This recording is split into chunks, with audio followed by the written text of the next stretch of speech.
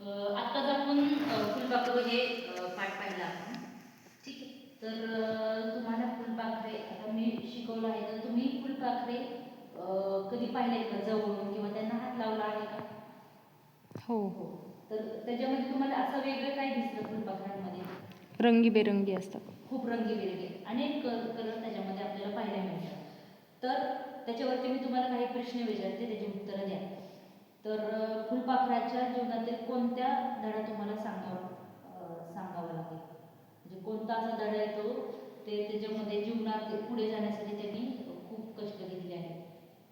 तर त्याच्यामध्ये त्यांनी खूप म्हणजे जीवनात कितीही अडचणी आल्या पण संकटाला सामोरे जाणे हे त्या फुलपाखराने थांबवत नाही. म्हणजे तो कुठल्याही संकटाला पुढे सामोरे जातच असतो. ठीक आहे. तर तुम्ही ह्याच गोष्टीवरती तुम्ही फुलपाखरावरती 1-2 पेजेस असे लिहून आणायचे, म्हणजे तुम्ही स्वतः निरीक्षण करायचं जाऊन की फुलपाखरे कसं त्यांची जीवनशैली तयार चालू होते, त्यांचे वेगवेगळे